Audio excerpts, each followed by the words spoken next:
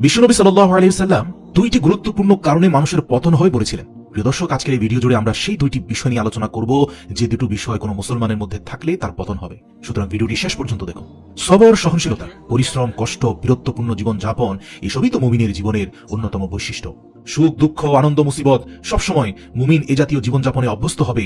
কখনো পরিপূর্ণ সুখ থাকবে না, কখনো পরিপূর্ণ দুঃখ থাকবে না। এ দুটোর মাঝেই তো মুমিন জীবন অতিবাহিত করে। প্রকৃত মুমিন কখনোই আরামপ্রিয় হতে পারে না। এমনকি সে পরিশ্রম বিমুখ, কোমলতা প্রিয়, অলস, সুখ প্রত্যাশী, দুনিয়ার পূজারী কখনোই সে হতে পারে না।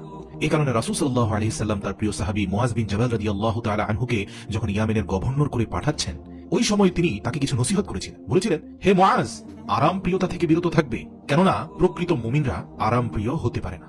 মিশকাত শরীফ। এছাড়াও হযরত আবু উমামা রাদিয়াল্লাহু তাআলা আনহু এর বর্ণনায় উল্লেখ করেন, সাদাসিধে সাধারণ জীবনযাপনকে বিশ্বনবী সাল্লাল্লাহু আলাইহি ওয়াসাল্লাম ঈমানের নিদর্শন বলেছেন। দেখা গেছে দুনিয়ার জীবনে যারাই আরাম প্রিয়, খুব আরাম আয়েশ তাদের খুব পছন্দ, সবসময় আরামের দিকে ঝোঁকে, তারা দুনিয়ার দিকে ঝুঁকে পড়ে, দুনিয়ার আসক্তি তাদের ভিতরে প্রবেশ করে এবং এজন্যই মৃত্যুর ভয় তাদের ভিতরে প্রবল আকার ধারণ করে। এই সকল লোকের ধ্বংস অনিবার্য বলেছেন প্রিয় নবী সাল্লাল্লাহু আলাইহি সাল্লাম। বারবার সতর্ক করেছেন অতিমাত্রায় আরাম প্রিয় যেন মানুষ না হয়। হাদিসে এসেছে, রাসূল সাল্লাল্লাহু আলাইহি সাল্লাম সাহাবাকে সম্বোধন করে বলেছেন, আমার উম্মতের উপর ওই সময় খুব কাছাকাছি যখন অন্যান্য জাতিগোষ্ঠীর লোকেরা তাদের উপর এমন ভাবে ঝাঁপিয়ে পড়বে যেভাবে লোকেরা খাবার গ্রহণে ঝাঁপিয়ে পড়ে। তখন এক সাহাবী জিজ্ঞেস করলো, ইয়া রাসূলুল্লাহ, নিশ্চয়ই তখন আমরা অনেক দুর্বল এবং সংখ্যায় কম হব, যার কারণে অন্যান্যরা আমাদের উপর ঝাঁপিয়ে পড়বে? আল্লাহর রাসূল বললেন, না, তখন সংখ্যায় তোমরা সবার থেকে বেশি হবে, কিন্তু তোমরা বন্যায় ভাসমান খড়কুটার মতো হবে, দল উপদলে বিভক্ত হয়ে